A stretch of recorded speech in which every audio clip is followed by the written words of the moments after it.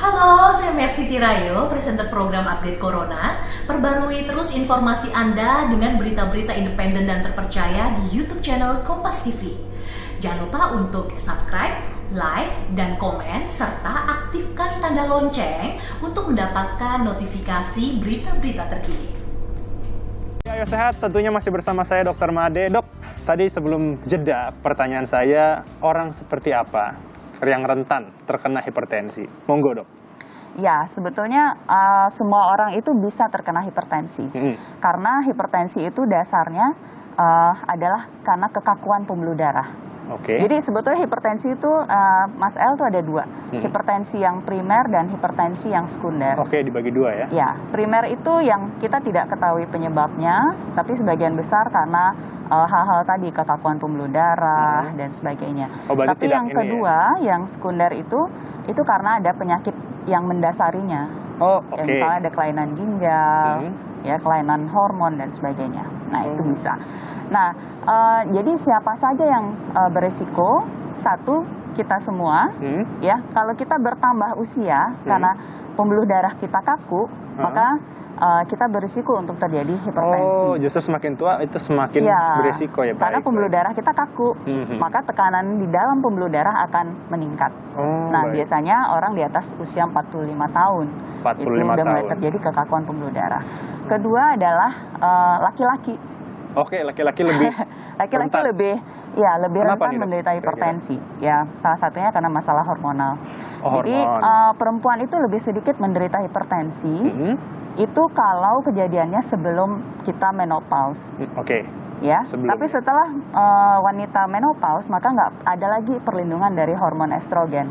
Oke, baik. Gitu. Maka kejadiannya setelah menopause adalah sama dengan orang yang laki-laki. Laki-laki. Gitu. Oh, oke. Kemudian orang yang ada riwayat keluarga menderita hipertensi, misalnya papanya, genetik ya? betul, kakeknya, neneknya, atau siapa yang menderita hipertensi, dia bisa terkena hipertensi. Dan yang lebih sering lagi adalah orang yang, ya kita lihat banyak contohnya, orang yang gemuk. Oke. Ya. Dengan kondisi berat badan ya, Betul, berarti. sedentary lifestyle. Betul, lifestyle. Iya, jadi kemana-mana naik mobil. Kemudian sekarang pandemi gini, Iya. WFH. Di rumah aja. Iya, pesan makan. Gampang, makan yang Gampang banyak. dan sebagainya. Dok, ini kan tadi genetik. Tapi sebenarnya mungkin sebelum kita ke dokter ya untuk bisa mengecek tekanan darah, kira-kira ada gejala-gejala yang muncul nggak sih? Gimana, Dok? Iya, jadi sebetulnya kalau di pasien banyak datang ke tempat praktek itu, dokter, tengkuk saya sakit gitu kan. Oh, ini ya. Terus pusing dan sebagainya. Sebetulnya itu bukan gejala spesifik untuk hipertensi. Oke. Justru hipertensi itu, Mas El, nggak punya gejala. Sebagian Baik. besar orang tidak bergejala. Oke, tidak bergejala Tiba-tiba ya. begitu diukur tensinya 200, ya, dan dia stroke. Gitu. Baik. Jadi memang kita tidak tahu apakah kita menderita hipertensi atau tidak hanya dengan mengandalkan gejalanya saja.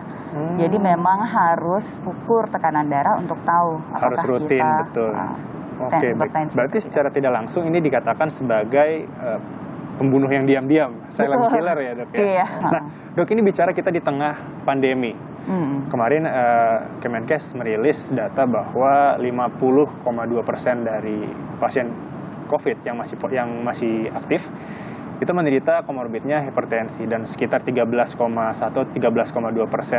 pasien yang meninggal itu komorbidnya hipertensi. Ya. Apa betul, Dok? Untuk seseorang yang memiliki hipertensi ini lebih rentan untuk terpapar virus COVID-19? Iya, jadi memang dari awal pandemi juga isu tentang hipertensi ini sudah ramai diperbincangkan ya. Jadi laporan tidak hanya dari Indonesia, dari China di awalnya, kemudian dari Italia, dari Prancis, Jepang dan sebagainya, memang hipertensi merupakan salah satu faktor risiko untuk menderita terinfeksi COVID-19. Gitu. Kenapa Jadi tuh, Dok?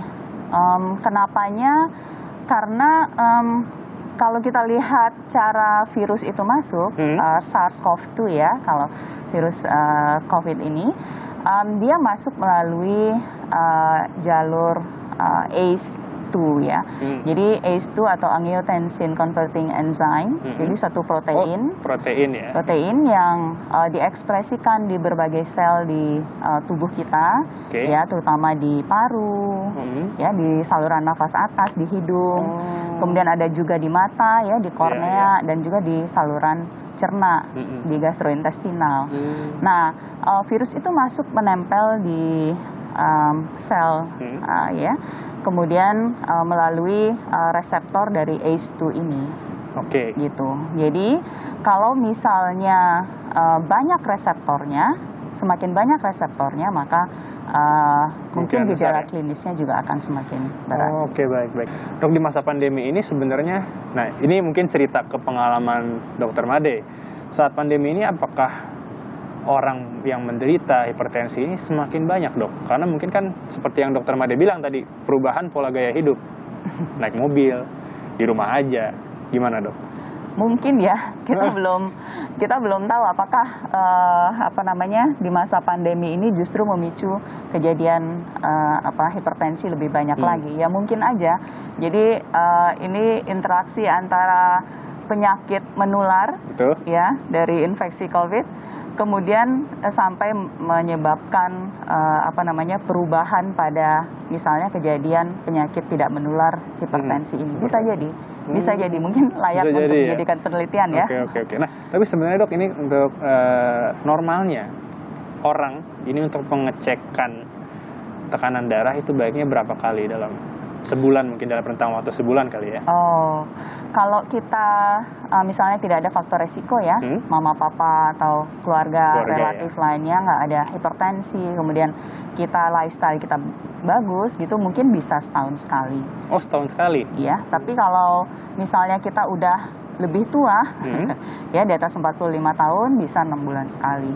Tapi begitu kita punya relatif yang hipertensi, kemudian kita udah mulai obes atau overweight, ya kita lebih sering, bisa sebulan sampai 3 bulan sekali untuk cek tekanan darah. Tapi begitu kita terdiagnosis hipertensi, itu harus lebih sering. Harus lebih sering ya berarti ya. Nah,